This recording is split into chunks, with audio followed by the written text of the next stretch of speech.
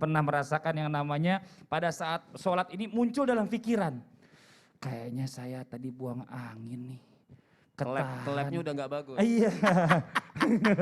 Ya enggak nih tapi bener. Karena ini kejadian waktu itu sama almarhumah ibu saya dan almarhumah nenek saya juga seperti itu cerita. Nah ini bagaimana nih? Atau mungkin merasa buang air kecil atau mungkin buang angin. Ini hanya di perasaan. Apakah harus dibatalkan sholatnya atau tetap dilanjutkan Ustadz Syam? Mohon izin. Baik, Assalamualaikum warahmatullahi wabarakatuh. Ustadz Maulana Habib Muhammad Mas Fadli serta guru-guru kami yang dimuliakan Allah Subhanahu wa taala.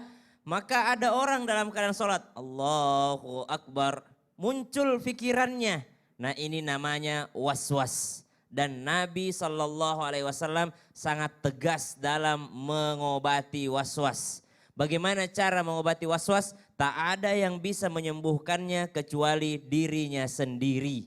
Bagaimana cara Nabi mengobatinya? Memberikan sugesti kepada orang yang terkena was-was. Langsung dijelasin. Buang angin itu 2 syaratnya. Berbau dan berbunyi. Atau salah satunya saja, ada yang berbunyi tak berbau. Allahu Akbar. Masih racing ini racing. Racing. Ada yang Allahu Akbar. Nah, turbo. Ya kan pakai turbo dia, pakai nos. Nah, ada yang berbunyi tak berbau. Ada juga yang lebih berbahaya, ya kan? Tak berbunyi tapi berbau. Bisa geser ke sini ah. Pas ruku tak ada bunyinya. Gak ada Tahu, bunyi. sambil dia nungguin kan sudah 3 kali subhana rabbil azim. Iya ada baunya, batalkan. Batal sholatnya. Tapi kalau tidak ada bunyinya, tidak ada juga baunya. Cuma perasaannya kayaknya ada yang bergerak. Kayaknya ada udara. Kayaknya.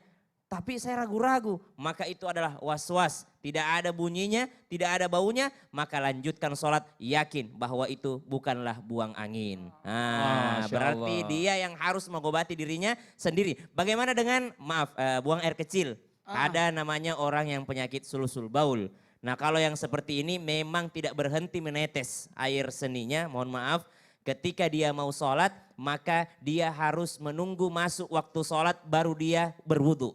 Jadi masuk dulu waktu sholat baru dia berwudu. Jangan lama-lama jedanya antara wudunya dengan sholatnya. Jadi masuk waktu sholat langsung dia berwudu, setelah itu langsung dia melaksanakan sholat. Kalaupun ada yang menetes di dalam sholatnya, yang penting bukan pakaian luarnya, itu maafu, termaafkan. Kenapa? Karena memang namanya penyakit. Memang sudah tidak bisa tertahankan lagi. Kerannya udah udah longgar. Maka subhanallah, ingat tadi ada penyakit was-was yang hanya bisa disembuhkan oleh diri sendiri. Dan juga ada penyakit yang memang medis, yang mana ini adalah termaafkan. Masya Allah. Ta'ala. Terima kasih banyak Ustadz Syam. Nah ada pertanyaan lagi buat Ustadz Maulana nih ya. Apa itu? Tiba-tiba kita lagi sholat Allahu Akbar gitu ya kan.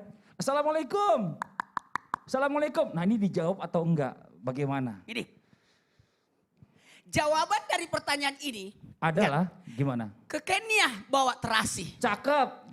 Semua karena durasi. Oh Sudah jadi habis udah durasinya. habis ini nanti. Ya udah nggak apa-apa. Ya yang di rumah yang sabar ya. Karena kita akan segera kembali lagi. Setelah yang satu ini. Jadi tetap di Islam itu indah. Jamaah. Oh jamaah. Alhamdulillah. Saya ke Kenya dulu ya. Beli terasi. Iya.